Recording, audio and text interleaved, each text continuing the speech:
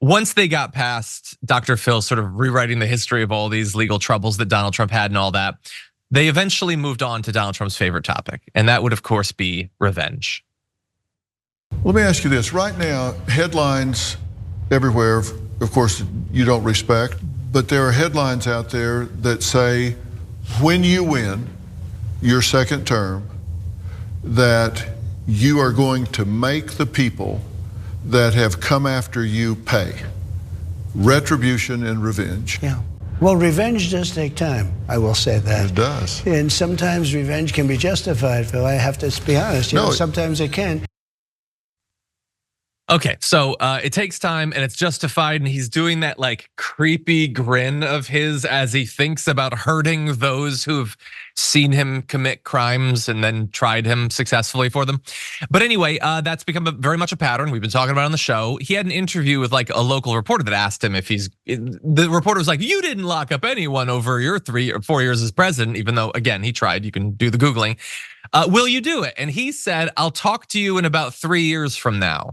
So again, the takeaway for a Trump fan is supposed to be, he's saying maybe he'll start locking people up. Hey, I'm glad you're here. Listen, in order for the Damage Report to keep on going, we need viewers like you to become a member on YouTube. Can you click the join button on YouTube today? Thank you. But I don't want you to worry, because that may have been what Trump said during the interview. But of course, Dr. Phil was there, and Dr. Phil might have fixed Trump. Watch this. What do you sense is his inclination? Because just today, he said, for example, that he would indict the January 6th committee members, presumptively the members of Congress who were on that committee investigating what happened on January 6th.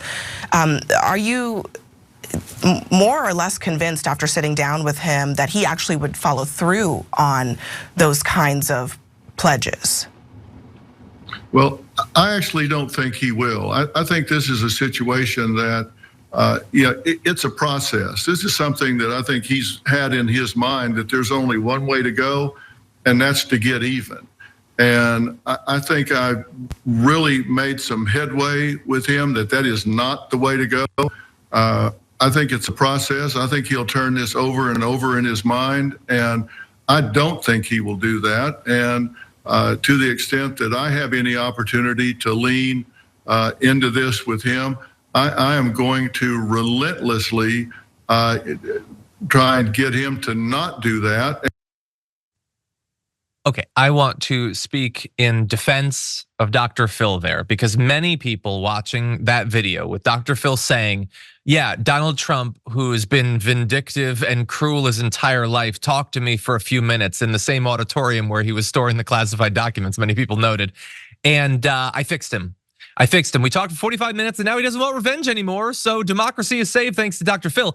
If you believe that Dr. Phil actually believes that, then he would have to be the dumbest person in the world. But I don't think that literally anyone could be that dumb and still, put their coat on, not inside out. And so I have to speak in defense of Dr. Phil and say that is just career boosting, arrogant, brand building lies and nothing else. And he couldn't possibly be stupid enough to think the things that he's saying. Brett, what side of the line do you come down on? Well, usually when you get to the level of Dr. Phil, no one tells you you're a weird idiot. So he has been surrounded by a lot of people calling him a smart non-idiot. And so he believes that it's possible he believes this. One thing is for certain, however, Donald Trump has not thought about this interview since it happened, and he probably doesn't remember it. Like, I'd love to see the clip of, all right, so Dr. Phil says, I think he's really working it over in his mind and he's really conflicted. And then it cuts to Donald Trump and he's like, and then it gets wider and he's on the toilet, just like trying to get one out after like nonstop Big Mac binges. Like, ugh.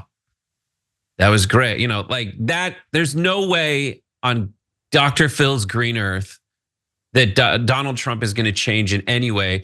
Anyone who's followed him means they know that like Donald Trump is only gonna do what's in his best interests unless it's too much effort. And if it's too much effort, he'll just bloviate about it in a way that messages to people to keep them vaguely angry and irritable and in support of him. Yeah. Unless it tangibly affects his ability to maintain office, in which case he's going to inspire them to riot and keep him in office. Yeah. Yeah, it's this weird, it's so many things all at the same time of them, wanting to get his fans to like them and all that. But then also they're this whole time, like they talk about Biden being handled and managed by his team. The right-wing infrastructure is just trying to lift Trump into the air and move him to the White House. Like with Sean Hannity in the interviews being like, now you were just goofing about being a dictator, right? Say this is an opportunity to say that you're not gonna be a dictator. And the editing and the bizarre stuff they're saying about his legal troubles, they're all just desperately trying to save him from himself. But that does not mean that they're capable of nor interested in saving us from him.